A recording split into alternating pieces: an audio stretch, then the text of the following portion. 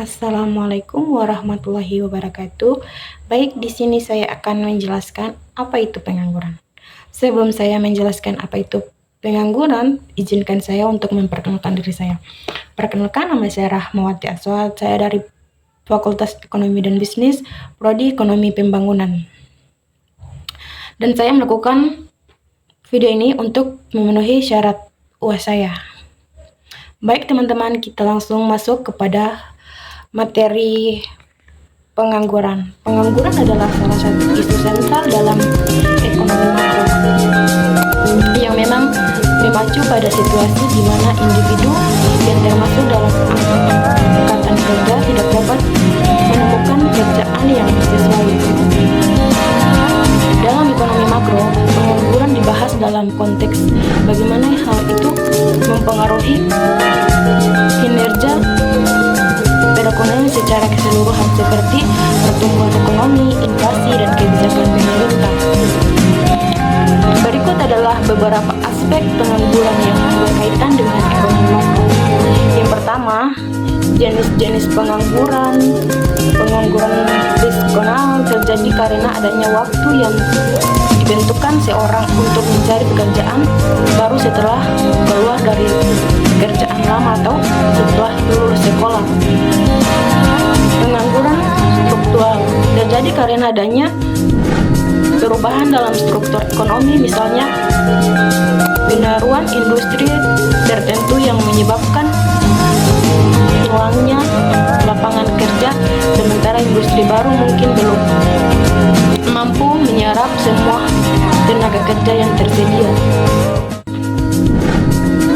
Pengangguran siklis berkaitan dengan siklus bisnis atau fluktuasi ekonomi, mengalami resesi dan menaruh saat ekonomi tumbuh. Pengangguran terhadap ekonomi. Tingkat pengangguran yang tinggi dapat menghambat pertumbuhan ekonomi, produksi barang dan jasa secara keseluruhan. Ada juga inflasi.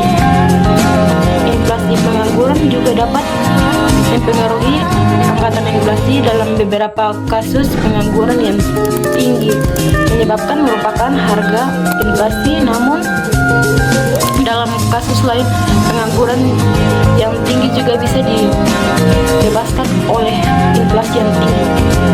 Ada juga kebijakan pemerintah.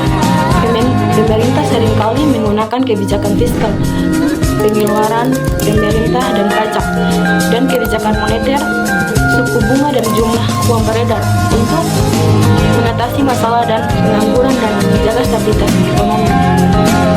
Yang ketiga, pengangguran. Tingkat pengangguran diukur dengan membagi jumlah pengangguran dengan jumlah angkatan kerja, kemudian dikalikan 100%. Angkatan kerja mencakup semua orang yang bekerja dalam mereka yang sedang mencari pekerjaan. Ada juga dampak sosial pengangguran.